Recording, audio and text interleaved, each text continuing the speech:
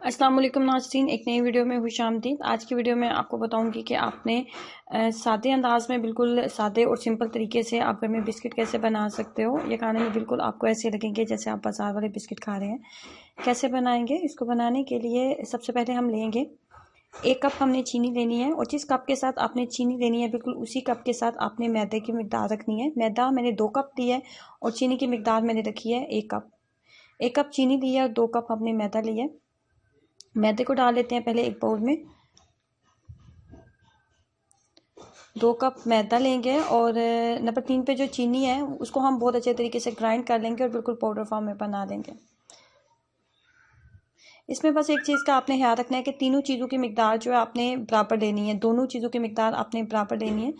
उसके बाद हम इसके अंदर चीनी के जो हमने ग्राइंड किया था उस चीनी के अंदर हम हाफ कप के करीब मिल्क का इस्तेमाल करेंगे। हाफ कप हम मिल्क डाल लेंगे और इसको बिल्कुल एक लिक्विड शेप में ले आएंगे और अच्छे तरीके से इसको मिक्सअप कर लेते हैं।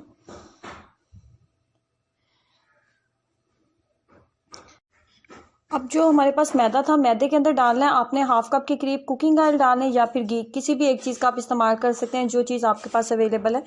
उसके साथ आपने इसको थोड़ा सा नरम कर लेना है, कुछ इस तरह जैसे कि वीडियो में आपको नज़र आ रहा है। हाफ कप के करीब मैंने कुकिंग ऑयल का इस्तेमाल किया इसके अंदर।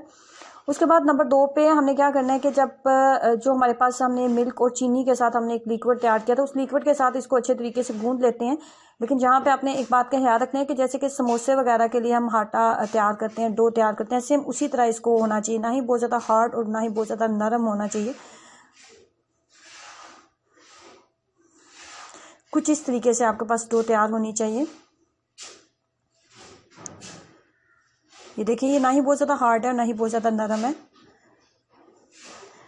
अब इसको 2 पार्ट्स में डिवाइड मैंने कर लिया है, और 2 पार्ट्स में डिवाइड करने के बाद इसको आपने इस तरीके से आपने नरम कर लेना है हाथों की मदद से एक दफ़ा, और इसको रोटी की शेप आपने दे लेनी है पहले।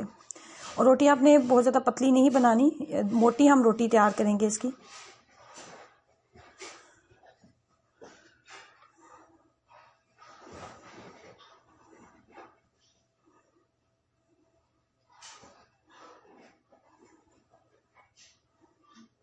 इस तरह इतनी मोटी होनी चाहिए। जितनी मोटी आप बनाएंगे उतना अच्छा आपको इसके साथ रिजल्ट मिलेगा, इतने अच्छे आपके बिस्किट जो हैं वो तैयार होंगे। अब आपके पास कोई भी कटर मौजूद है या कोई भी गोल शेप में आपके पास ढक्कन वगैरह मौजूद है तो उसके साथ आपने इसकी शेप्स बना लेनी होती हैं।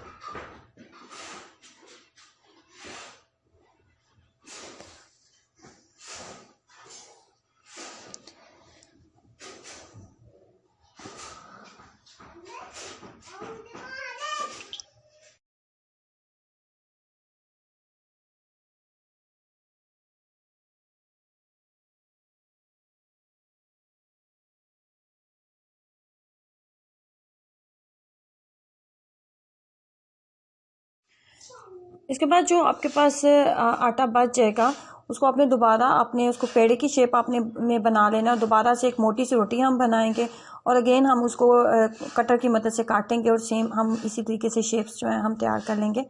अब लेते हैं यहाँ पे फ्राई पैन में मैंने कुकिंग ऑयल डाला। कुकिंग ऑयल पहले बहुत अच्छे तरीके से गर्म हो गया, तो उसके बाद बिल्कुल मैंने फ्लेम को लो कर दिया।